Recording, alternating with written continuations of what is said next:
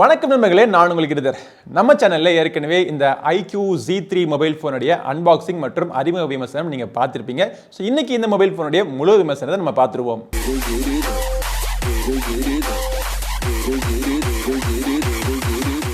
iQOO Z3 ரொம்ப ஒரு ப்ராமிசிங்கான ஒரு மொபைல் ஃபோன். இந்த மிட் ரேஞ்ச் செக்மெண்ட்ல இதோட ஆரம்ப விலை பார்த்தீங்க அப்படின்னா 17,499 rupees. அதாவது இந்த ஆஃபர், இந்த டிஸ்கவுண்ட் கூப்பன்லாம் அப்ளை பண்ணதுக்கு அப்புறமா இந்த பேஸ் வேரியன்ட் 6GB மற்றும் 128GB வேரியன்ட்டோட விலை பார்த்தீங்கன்னா ஒரு 17,500 ரூபாய்க்கு அவங்க லான்ச் பண்ணிருக்காங்க. இந்த வேலைக்கு இந்த மொபைல் ஃபோனுடைய ஸ்பெசிஃபிகேஷன்ஸ் மற்றும் பெர்ஃபார்மன்ஸ் எல்லாமே பார்த்தீங்கன்னா ரொம்பவே ப்ராமிசிங்காக இருக்கு. ஆனால் இந்த மொபைல் நம்ம வாங்கலாமா வேணாமான்னு பார்க்கறதுக்கு நம்ம டிசைன்லேருந்து நம்ம ஆரம்பிப்போம். அன்பாக்சிங்லேயே ஏற்கனவே டிசைன்லாம் எப்படி இருக்குன்னு நான் சொல்லிட்டேன். பட் இந்த மொபைல் ஃபோன் நான் யூஸ் பண்ணுறதுக்கு எனக்கு ரொம்பவே கம்ஃபர்டபுளாக இருக்கு. காம்பாக்டான மொபைல் ஃபோனாக இருக்கு.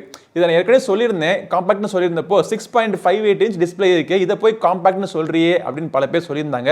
ஸோ என்னுடைய காம்பாக்டுக்கான அர்த்தம் என்னன்னு பார்த்தீங்கன்னா, மொபைல் ஃபோன் நான் பிடிக்கிறப்போ இந்த இரண்டு வேர்லையும் இப்படி டச் ஆச்சுன்னா நான் காம்பாக்ட்னு சொல்லுவேன். பிளஸ் இன்னைக்கு இருக்கிற மற்ற மொபைல் ஃபோனை நம்ம கம்பேர் பண்ணி பார்க்குறப்போ எல்லாமே ஒரு 6.8 6.9 வந்துட்டு இருக்கு. ஸோ அந்த காலகட்டத்தில் 6.58 inchல ஒரு மொபைல் ஃபோனை லான்ச் பண்ணாங்கன்னா இது எனக்கு ரிலேட்டிவ்லி காம்பாக்டாக தெரிஞ்சிச்சு. அதனால தான் அப்படி சொன்னேன். இந்த மொபைலோடைய பில்டு குவாலிட்டி ஓவரால் அவங்க பிளாஸ்டிக்லாம் கொடுத்துருக்காங்க. ஓரளவுக்கு நல்ல குவாலிட்டியான பிளாஸ்டிக் இருக்கு.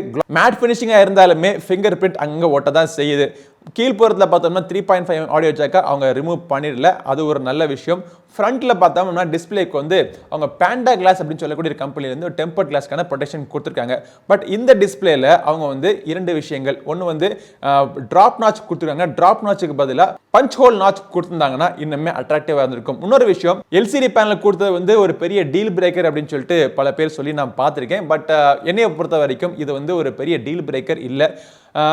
ஏன்னா ஆப்பிள் கம்பெனி எடுத்துக்கங்க. ஆப்பிள் மொபைல் ஃபோன்லேருந்து வரக்கூடிய டிஸ்பிளேலாம் பார்த்தோம்னா சூப்பராக இருக்குன்னு சொல்லிட்டு பல பேர் சொல்லி நம்ம கேள்விப்பட்டிருக்கோம். ஆப்பிள் கம்பெனி எப்போ முதல்ல AMOLED பேனலுக்கு மாறினாங்க?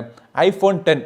அதுக்கு முன்னாடி இந்த எல்லா டிஸ்பிளேயுமே பார்த்தோம்னா ஏன் iPhone 10க்கு அதுக்கப்புறம் iPhone XR இந்த மாதிரி பல மொபைல் ஃபோன்லேயும் இன்னுமே அவங்க எல்சிடி பேனல் யூஸ் பண்ணிட்டு இருக்காங்க. இருந்தாலுமே எல்சிடி பேனல்லையே சேர்ந்த பேனல்ஸ் உண்டு. இன்ஃபேக்ட் இந்த மொபைல் ஃபோனை எடுத்து ஒருத்தர் கையில் நான் கொடுத்து எந்த டிஸ்பிளே டைப்லாம் சொல்லாமல் இதை கையில் கொடுத்தோம்னா அவர் இந்த டிஸ்பிளே பார்த்து சூப்பர் தான் சொல்லுவார். ஏன்னா அந்த கொடுத்துருக்க எல்சிடி டிஸ்பிளேடைய குவாலிட்டி இது நல்லா இருக்கு. டெக்னாலஜி ரொம்ப தெரிஞ்சவங்க கையில் கொடுத்தோம் அப்படின்னா ஈஸியாக கண்டுபிடிச்சிருவாங்க. அதுக்காக நான் சொல்லலை. பட் டிஸ்பிளேனுடைய தரம் ஒரு ஆவரேஜ் யூஸருக்கு இந்த டிஸ்பிளே அருமையாகவே இருக்கு. அவுட்டோரில் டேரக்டான சூரிய வெளிச்சத்தில் மொபைல் ஃபோனை யூஸ் பண்ணாலும் சரி, இண்டோர் கண்டிஷனில் இந்த மாதிரி ஒரு ரூமில் உட்காந்து யூஸ் பண்ணாலும் சரி, மொபைல் ஃபோன் யூஸ் பண்ணுறது கம்ஃபர்டபுளாக இருக்கு. கலர்ஸ்னுடைய அக்யூரசி பர்ஃபெக்டாக இருக்கு. இந்த டிஸ்பிளே ஒரு ஃபுல் HD ரெசல்யூஷன் கொண்ட ஒரு டிஸ்பிளே. 120 ஹெர்ட்ஸ்க்கான ரெஃப்ரெஷ் ரேட் கொடுத்துருக்காங்க. கேமிங் விளையாடுறதுக்கு ப்ளஸ் ஃபாஸ்டான அப்ளிகேஷன்ஸ் யூஸ் பண்ணுறதுக்கு இந்த ரெஃப்ரெஷ் ரேட் டெஃபினட்டாக ஹெல்ப் பண்ணும். பின்புறத்தில் நம்ம கேமராக்கு வருவோம். 3 கேமரா அரேஞ்ச்மெண்ட் கொடுத்துருக்காங்க. மெயின் கேமரா பார்த்தீங்கன்னா 64 மெகா பிக்சல் கேமரா, அதுக்கப்புறமா ஒரு 8 மெகா பிக்சலுக்கான அல்ட்ரா வைட் ஆங்கிள் கேமரா கொடுத்துருக்காங்க. அப்புறம் ஒரு 2 மெகா பிக்சல் மைக்ரோ சென்சரிங் கொடுத்து வச்சிருக்காங்க. கேமராவுடைய குவாலிட்டி நீங்க பாருங்க. கலர் சேச்சுரேஷன் கொஞ்சம் எக்ஸ்ட்ராவா கூட்டி, அதாவது ஆர்டிஃபிஷியலா பூஸ்ட் பண்ண மாதிரி எனக்கு தெரியுது. இது எல்லா iQOO மொபைல் ஃபோன்ஸையும் நான் நோட் பண்ண விஷயம். ஆனால் டைனாமிக் ரேஞ்ச் நல்லா இருக்கு.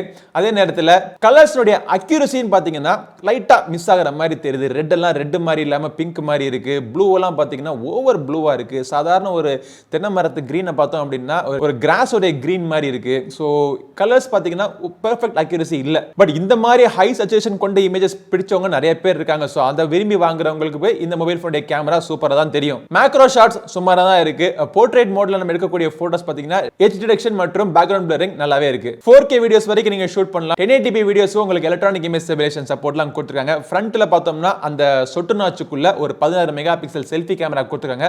லைட் நல்லா இருந்துச்சு அப்படின்னா செல்ஃபி நல்லா இருக்கு. லைட் குறையா இருந்துச்சு அப்படின்னா செல்ஃபிஸ்ல கொஞ்சம் கிரெயின்ஸ் தெரியுது. ஸ்கின் டோன்ஸ் ஓரளவுக்கு பக்காவா இருக்கு. ஆனா இந்த மொபைல் போனுடைய மிகப்பெரிய ஹைலைட்டே இதனுடைய பெர்ஃபார்மன்ஸ் தான். இதுல Snapdragon 768 ப்ராசஸர் கொடுத்துருக்காங்க. ரொம்ப ஒரு நல்ல ப்ராசஸர் தான். ஒரு 5G பேண்ட் சப்போர்ட் பண்ணக்கூடிய ஒரு ப்ராசஸர் தான். இருந்தாலுமே இன்னைக்கு இந்தியாவில் லான்ச் பண்ணக்கூடிய இந்த iQOO Z3 மொபைல் ஃபோனில் எத்தனை பேண்ட் இருக்குன்னா 2 பேண்டுக்கான சப்போர்ட் இருக்கு. 5G பேண்ட்ஸில் N77 மற்றும் N78 தான் கொடுத்துருக்காங்க. ஸோ அந்த பேண்டு தான் இந்தியாவுக்கு 5G வர்றப்போ யூஸ் ஆகுமா, இல்லை நீங்கள் யூஸ் பண்ணக்கூடிய சிம் அந்த பேண்டில் தான் ஒர்க் ஆகுமா அப்படிங்கிற கேள்விக்கு பதிலாக எனக்கு தெரியாது. அதனால 5G நம்ம ஓரமாக தள்ளி வச்சுட்டு அன்றாட வாழ்க்கையில் பெர்ஃபார்மன்ஸ் எப்படி இருக்குன்னு பார்த்தோம் அப்படின்னா கேமிங்க்கு சூப்பராக இருக்குது, ரொம்ப ஸ்மூத்தாக இருக்குது. கேம் கிராஃபிக்ஸ்லாம் பார்த்தீங்கன்னா பக்காவாக இருக்குது. ஃப்ரேம் ட்ராப்லாம் இல்லாமல் கேம் நீங்கள் தாராளமாக நீங்கள் சூப்பராக விளையாடலாம். கேம் விளையாடுறவரை இல்லை அப்படின்னாலுமே அன்றாட வாழ்க்கையில் நீங்கள் யூஸ் பண்ணக்கூடிய எந்த அப்ளிகேஷன்ஸாக இருந்தாலும் இதில் நீங்கள் ஃபாஸ்ட்டாக யூஸ் பண்ணலாம். ஒரு லேக் இருக்காது. ஒரு அப்ளிகேஷனை க்ளோஸ் பண்ணிட்டு இன்னொரு அப்ளிகேஷன் ஓப்பன் பண்ணுறது, மல்டி டாஸ்கிங் எல்லாத்துக்குமே பார்த்தீங்கன்னா இந்த ப்ராசஸர் சூப்பராக இருக்குது. தேவையான எல்லா சென்சருமே கொடுத்துட்டாங்க. அது தவிர இந்த மொபைல் ஃபோன் இருக்கக்கூடிய ஃபன் டச் யூஐ பார்த்தீங்க அப்படின்னா இந்த விவோவில் இருக்கக்கூடிய இந்த ஃபன் டச் யூஐக்கு ஒரு மிகப்பெரிய ஒரு ஃபேன் தான். ஆண்ட்ராய்ட் 11 மேலே போட்டிருக்க இந்த ஃபன் டச் யூஐயில் அதிகமாக நம்ம ஆட்ஸ் சுத்தரவாகவே ஆட்ஸ் கிடையாது. ஆனால் நிறைய ப்ளோட்வேர்ஸ் இருக்குது. அந்த ப்ளோட்வேர் நீங்கள் அன்இன்ஸ்டால் பண்ணி விட்டுடலாம். இருந்தாலும் அன்இன்ஸ்டால் பண்ண முடியாத ப்ளோட்வேர்ஸும் ஒரு சில ப்ளோட்வேர்ஸ் இருக்க தான் செய்யுது. பட் என்ன மாயமோ என்ன மர்மமோ தெரியல, இதே ஃபன் டச் ஓஎஸ் விவோவில் கொடுத்தாங்க அப்படின்னா அதில் வந்து ப்ளோட்வேர்ஸ் அதிகமாக இருக்குது. iQOOவில் வந்து ப்ளோட்வேர் அதை விட கம்மியாக தான் இருக்குது. பட் யூஸ் பண்ணுறதுக்கு ஒரு நல்ல எக்ஸ்பீரியன்ஸ் கொடுக்கக்கூடிய ஒரு யூஐயாக இருக்குது. அவ்வளோதான் விஷயம். இந்த iQOO Z3 மொபைலினுடைய பேட்டரி பார்த்தோம்னா இதுல வந்து 4400 mAh பேட்டரி கொடுத்துருக்காங்க இந்த திக்னஸ்ல.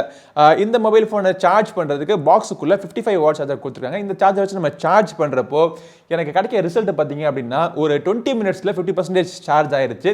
ஃபுல் சார்ஜ் பண்ணுறதுக்கு 0 to 100% ஃபுல் சார்ஜ் ஆகிறதுக்கு 56 நிமிஷம் ஆச்சு. 4400 mAh பேட்டரி அப்படிங்கிறப்போ ஃபுல் சார்ஜ் மொபைல் ஃபோன் நம்ம யூஸ் பண்ணுறப்போ ஒரு நாள் வரைக்கும் யூஸ் உங்களுக்கு தாராளமாக கிடைக்கும். இருந்தாலும் இதே மொபைல் ஃபோனை அவங்க AMOLED பேனல்லாம் கொடுத்துருந்தாங்க அப்படின்னா 1.5 நாள் வரைக்கும் பேட்டரி லைஃப் கிடைக்கிறதுக்கான சாத்தியக்கூறுகள் இருந்திருக்கும். பட் அது இல்லாத வச்சு நம்ம பேச போகிறது கிடையாது. பட் இருக்கிறத வச்சு நம்ம பார்க்குறப்போ இந்த ப்ரைஸுக்கு இந்த மொபைல் ஃபோன் அருமையாகவே இருக்குது. இது வாங்கணும்னு நினச்சிங்கன்னா இது வாங்குறதுக்கான லிங்க் இந்த வீடியோ டிஸ்கிரிப்ஷனில் இருக்குது. இந்த வீடியோ உங்களுக்கு உபயோகமாக இருந்துச்சுன்னு நினச்சிங்கன்னா லைக் பண்ணுங்கள். நம்ம சேனலுக்கு இன்னும் சப்ஸ்கிரைப் பண்ணிட்டு கூடவே இருக்கிற பெல் பட்டனை பிரஸ் பண்ணிடுங்க.